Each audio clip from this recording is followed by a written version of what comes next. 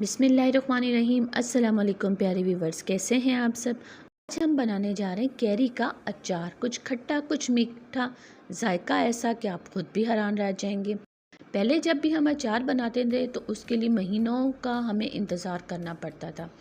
कम से कम आपको 10 से 15 दिन इसे कभी धूप कभी छाँव में रखना पड़ता है, फिर जाकर हमारा अचार तैयार होता है। लेकिन आज की जो रेसिपी है वो घंटों के अंदर अंदर अचार रेडी होकर आपके सामने आ जाएगा।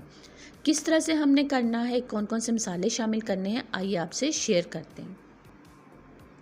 यहाँ पर मैंने 4 कैरी ले ली हैं कच्ची, जिसे कच्चा आम कहा जाता है। इसके हमने पीस कटिंग करने हैं।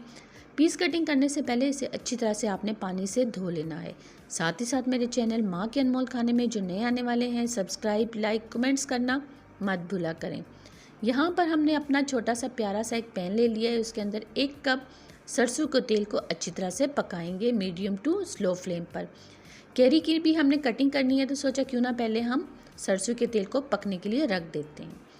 जब तक हमारा सरसों का तेल रेडी होता है, यहाँ पर आप देख सकते हैं 4 कैरी जो हमने आपके सामने दिखाई थी, उनकी हमने छोटी छोटी कटिंग कर ली है, जितनी कि आसानी के साथ हमारे शीशे के जार के अंदर आ जाए।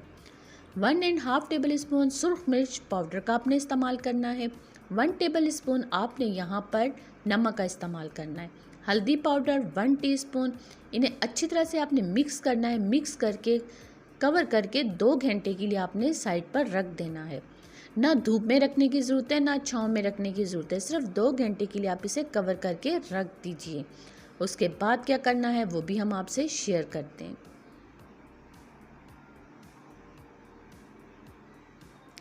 यहाँ पर अल्हम्दुलिल्लाह से 2 घंटे हो चुके हैं। मैं आपको थोड़ा साइड पर करके अचार दिखाती हूँ कि कैरी ने अपना पानी छोड़ दिया है। ये पानी हमने निकालना नहीं है। इसी में हम कुछ मज़ीद मसाले शामिल करेंगे। उन मसालों में क्या क्या शामिल करना है, 1/2 टीस्पून साबुत कलवंजी आपने इस्तेमाल करनी है। सौंफ 1/2 टेबल स्पून आप इस्तेमाल कीजिएगा। यहाँ पर कुछ मीठा जायका देने के लिए हम यहाँ पर 1 टेबल स्पून चीनी का इस्तेमाल करेंगे।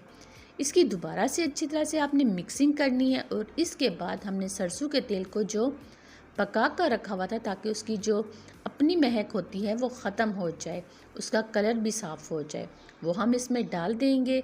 डालने के बाद इसे अच्छी तरह से आप मिक्स कर लीजिएगा।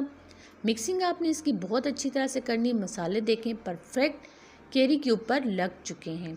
अब हम शीशे का कोई भी जार ले लेंगे, उस जार के अंदर इसे डाल के सेव कर लेंगे। हो गया ना हमारा महीनों का काम घंटों के अंदर। घर पे सालन नहीं है, सुबह के नाश्ते में सालन नहीं है, तो आप ये अचार बनाइए और इसे सर्व कीजिए। यकीन जानिए खाने वाला बिल्कुल भी नहीं महसूस करेगा कि ये वही अचार है जो आपने 2 घंटे के अंदर अंदर बना लिया है। नहीं तो हमारी माएँ नानियाँ दादियाँ तो बहुत मेहनत करती थी अचार बनाने में, लेकिन हमारी तो इसमें कोई मेहनत नहीं हुई। बस सरसों का तेल गरम किया, कैरी की कटिंग की और हमारा अचार रेडी हो गया। आप मेरी इस रेसिपी को ज़रूर ट्राई कीजिएगा। मुझे कमेंट्स में ज़रूर बताइएगा, क्योंकि मुझे आपके कमेंट्स का इंतज़ार रहता है। और मुझे अपनी दुआओं में याद रखिएगा।